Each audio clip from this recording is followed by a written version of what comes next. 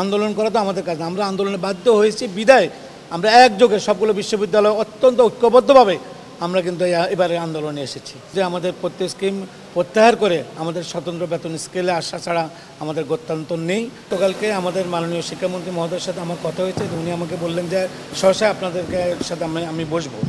একটু আগে আমাদের মাননীয় সড়ক ও সেতুমন্ত্রী আওয়ামী লীগের সাধারণ সম্পাদক জাতীয় নেতা ওবায়দুল কাদের সাহেব আমার সাথে কথা বলেছেন এবং আমাদের ছাত্রলীগের সাধারণ সম্পাদক ইসহাক আলী পান্না সাহেবে প্রথম ফোনটা দিয়েছে আমাকে, দিয়ে কাদের ভাইকে ধরিয়ে দিয়েছে। কাদের ভাই বললেন যে আমরা তোমাদের সাথে বসবো এবং বিভিন্নভাবে আমাদের দাবি দেওয়ার কথা বললেন। উনি অনেকক্ষণ আমার সাথে কথা বলেছেন। তারপরে বললো ঠিক আছে সন্ধ্যে 7টায় তুমি ফেডারেশনের নেতৃবৃন্দকে নিয়ে আসো। তারপর আমি বললাম যে ঠিক আছে আমি ফেডারেশন নেতৃবৃন্দকে নিয়ে আসবো। আমাদের ফেডারেশনের সভাপতি সিলেট শাহজালাল বিজ্ঞান ও প্রযুক্তি বিশ্ববিদ্যালয়ের সভাপতি ছিলেন, এখন সভাপতির দায়িত্ব পালন করছেন। আর আমরা এখান থেকে আমরা বলেছি 7 থেকে 9 জন আমরা সেখানে যাব।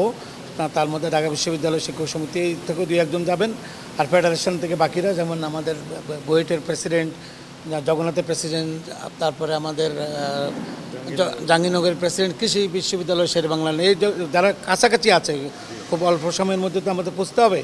তো আমরা সেখানে গিয়ে আমাদের দাবিগুলো উপস্থাপন করব, যে দাবিগুলো আমাদের পূর্বে ছিল এখনও একই দাবিতে আমরা অটল। সেটা হলো যে আমাদের প্রত্যেক স্কিম প্রত্যাহার করে আমাদের স্বতন্ত্র বেতন স্কেলে আসা ছাড়া আমাদের গত্যন্তর নেই। নগদের কাছে সব গ্রাহকই প্রিয়, তাই তো সারা দেশে ক্যাশ আউট চার্জ সবচেয়ে কম। আর একটা জিনিস যে 2015 সালে আমাদের সাথে যে জাতীয় বেতন স্কেলে যে আমাদের সাথে একটা সিদ্ধান্ত হয়েছিল যে আমাদেরকে সুপার গ্রেড দেওয়া হবে, সেটা তো সিদ্ধান্তই হয়েছে, সেটা দিয়ে দেওয়া হোক। এটাই হলো আমাদের মূল দাবিগুলো।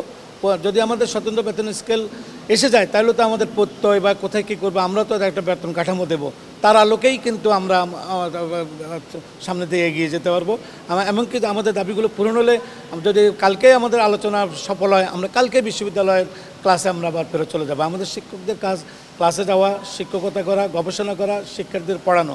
আন্দোলন করা তো আমাদের কাজ না। আমরা আন্দোলনে বাধ্য হয়েছি বিদায় আমরা একযোগে সবগুলো বিশ্ববিদ্যালয় অত্যন্ত ঐক্যবদ্ধভাবে আমরা কিন্তু এবারে আন্দোলনে এসেছি। না, কোটা আন্দোলনের সাথে কোটা আন্দোলন তাদের অধিকার নিয়ে তারা কথা বলছে, এটার সাথে শিক্ষকদের কোনো সম্পর্ক নেই। এটা তো ছাত্রদের ব্যাপার, তারা কি করবে না করবে, এটার সাথে শিক্ষকদের কোনো সম্পৃক্ততা নেই। আমাদেরকে উনি 7 জনের কথাই উনার সাথে আমার কথা হয়েছে। প্রথম উনি বললো 2-3 জন আসো, আমি না 2-3 জন তো আমরা আসবো না, আমি আমার দল বল ছাড়া তো আমি একাকি কথা বলবো। তখন উনি বললো যে তাইলে তুমি, তারপর আমি ইসহাক আলী পান্নার মাধ্যমে কাদের আবার কথা বললেন যে ঠিক আছে 7 জন বা 8 জন তোমরা আসো, এরকম আর কি।